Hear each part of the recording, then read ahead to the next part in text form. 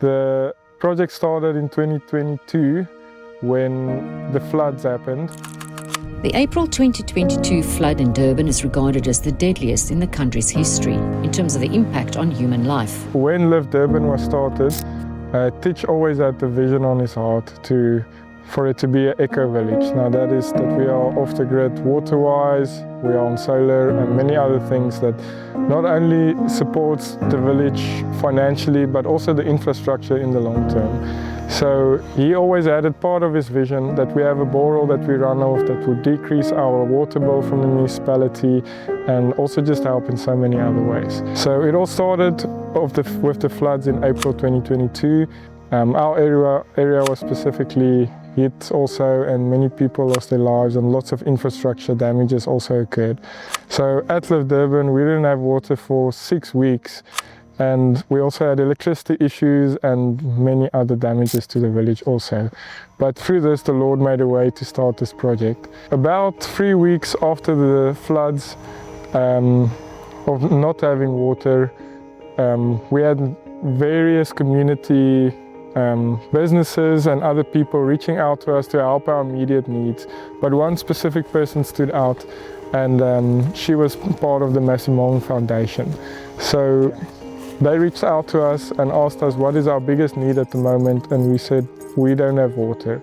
And they were so gracious to say, can they support us with a project? So if it wasn't for them, this project wouldn't have started. So they were the very first ones that sponsored the borehole for the exploration, even before we knew we had water, to install the piping and the pumps and everything surrounding that. When you explore for water, you never have a guarantee that you will have water. So the experts come out, they do a survey, but even when they find the best suited spot, there's still no guarantees for water. So when they came out, they told us that we should be hopeful that with the amount of water that we need, that if we dig 3 boreholes, that we would hopefully have enough to supply the whole village of water. But the problem with that is that every borehole in itself has a big cost connected to it. So we were praying and trusting in the Lord that He would supply water to us with at least 2 boreholes. So they came out, they started drilling, we started praying, and by the Lord's grace, He supplied not only enough water for the whole village, but He supplied 4 times more water than we actually needed. And that was such a blessing for us, just to see the water coming out of our soil and knowing that the Lord, from the start when He gave this land to live, that He had this plan in mind also.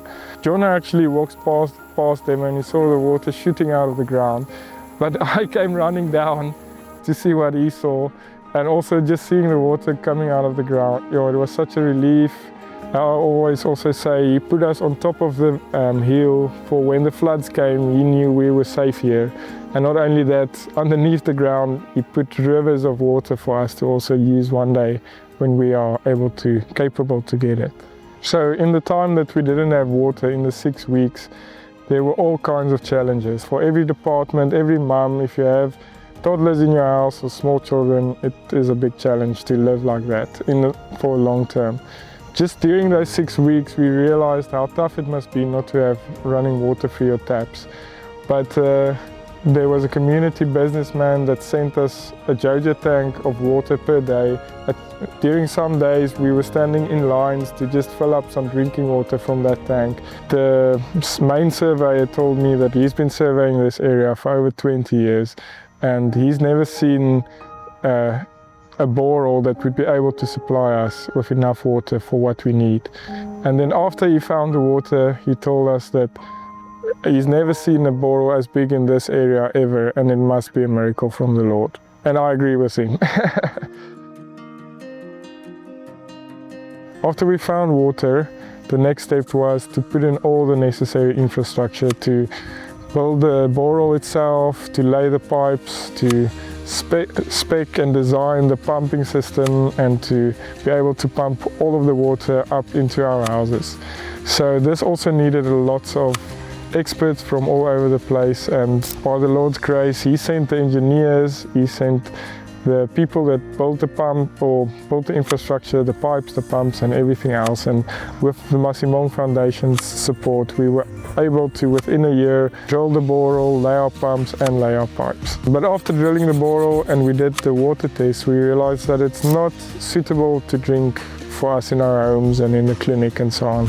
So after research and again speaking to more experts, we were advised that a reverse osmosis plant would be needed and that this would cost at least 2 million rand.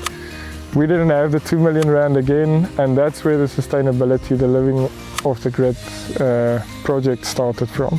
And because of the Living Off the Grid campaign, we were able to raise all the funds we needed to be able to design and install a purification plant in order for us to drink it in our homes.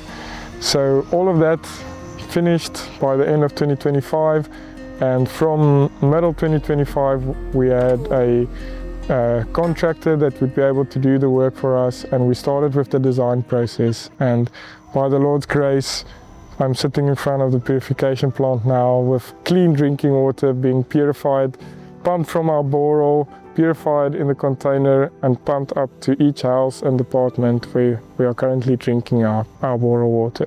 We now have a reliable water source, and that we will be saving 1.8 million rand per year on our water bills. It's just been life-changing for me, and the first time the Lord has worked in me and through me in this way. But also just knowing the impact it has on the village, in every department, in every household, knowing that there are mums with 5 to 6 children in their house, that we know we won't have to walk out with buckets anymore, especially after floods and so on. Yeah, it makes such a big difference to life on the village, to every department to run by itself, whether it's the school with hundreds of children needing to wash their hands, or the community clinic, or any other part where healthcare and hygiene is so important. Yeah, it's life-changing and will have a very big effect to how efficiently we can serve the community and also serve our children. For my personal journey, before we came to LIV, the Lord already started speaking to me about water, and with having some background in water, I was always excited about this project but could never understand how in the world this can happen. And I just learned the Lord does everything one step at a time, despite our shortfalls and other things that we might not be able to meet the mark. Because at the end of the day, it's Him that's doing these things. He's just using us as His vessels, and we just need to abide in Him and make sure that we are obedient with the next step He wants to do. However big or small it might seem, the Lord just wants to spend that time with us, to walk with us and be with us, and at the same time teach us what He can do.